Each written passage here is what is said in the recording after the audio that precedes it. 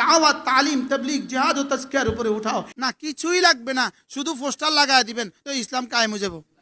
বর্তমানে যারা ইসলামী সংগঠন করেন বা ইসলামী আন্দোলন করেন, তারা কি সেই চেষ্টাটুকু করে না? তারা কি ছোট ছোট ইউনিটে তাদের কর্মীদের নিয়ে, তাদের জনশক্তিদেরকে নিয়ে বসে না? তাদেরকে কি পড়াশোনা করায় না? তাদের কি কোরআন হাদিস পড়ায় না?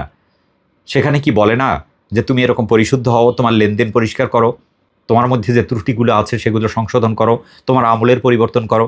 ইসলামের ছাত্র শিবিরের সেদিন সিলেবাস দেখলাম, যেখানে প্রথম দিকেই কোরআনুল কারিমের কিছু বিষয় দেওয়া আছে যেই বিষয়ের উপরে শিখতে হবে, পড়তে হবে। সেখানে কিছু সূরা দিয়ে দেওয়া আছে, হাদিস থেকে পড়ার মতো তার সিলেবাস আছে। বর্তমান সময়ের সাথে তাল মিলিয়ে আপনি কিভাবে দিন প্রতিষ্ঠিত করবেন এ ব্যাপারে ইসলামের সাহিত্য পড়ার কথা তারা বলে। শুধু তাই নয়, দুনিয়ায় আপনি কিভাবে প্রতিষ্ঠিত হবেন, কারণ দুনিয়ায় আপনার অবস্থান যদি ভালো না হয়, অবস্থান যদি শক্তিশালী না হয়, বিভিন্ন সেক্টরে যদি আপনার লোক না থাকে, তাহলে আপনি দিন প্রতিষ্ঠিত করতে পারবেন না। সেজন্যে বিভিন্ন জ্ঞান সম্পর্কে তাদেরকে পড়াশোনা করানো হয়। এগুলো কি পরিশুদ্ধ করানোর অংশ নয়? ইসলামী আন্দোলন বাংলাদেশ, জামাত ইসলামী সহ যারা দিন প্রতিষ্ঠিত করতে চায়, সমাবেশ তাদের কর্মসূচির সামান্য একটা অংশ।